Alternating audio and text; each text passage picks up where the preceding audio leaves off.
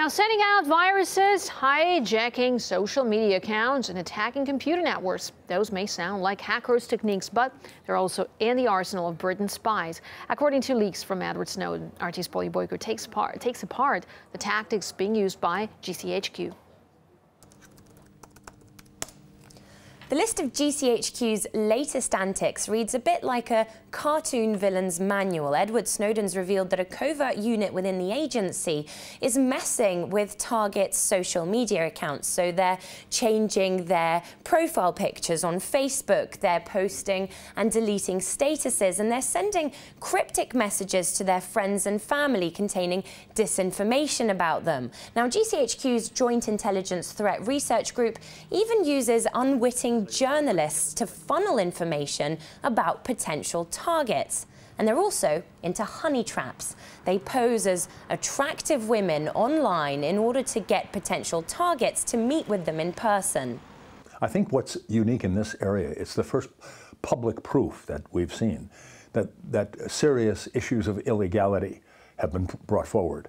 The interference with other people's communications, the violation of the privacy of hundreds of thousands, if not millions of people. If the government knows everything about you, information is power, and then they have enormous power over you. We always say something interesting here with all these revelations. When does the blackmail start? GCHQ isn't a spy agency like MI5 or MI6. It's a government agency tasked with collecting and analysing data. And yet these most recent revelations show that their arsenal includes sending viruses and launching denial-of-service attacks against websites.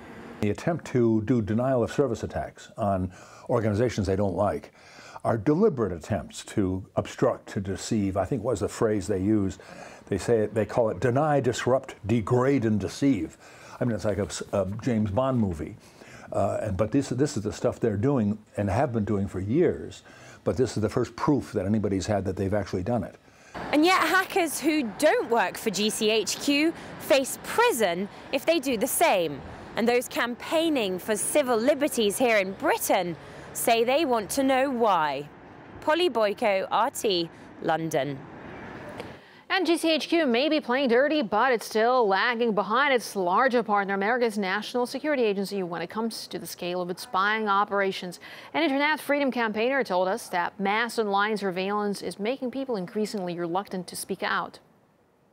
I don't see anybody advocating for the removal of curtains in everybody's house because we have nothing to hide. I think that there's an expectation of privacy here in the U.S. and around the world that's not being respected. And when that expectation is not respected, free speech suffers. We are much less willing to speak our minds online or offline if we know we're being watched and recorded and tracked. We're much less willing to engage in political activism, to assemble, to organize ourselves for whatever causes we believe in if we feel like the authorities are watching our every move. And even if the authorities right now might not necessarily be antithetical to the things that we believe in, maybe the next president or the next Congress or the next government will be, and they'll be able to use all of this data that they're collecting against us.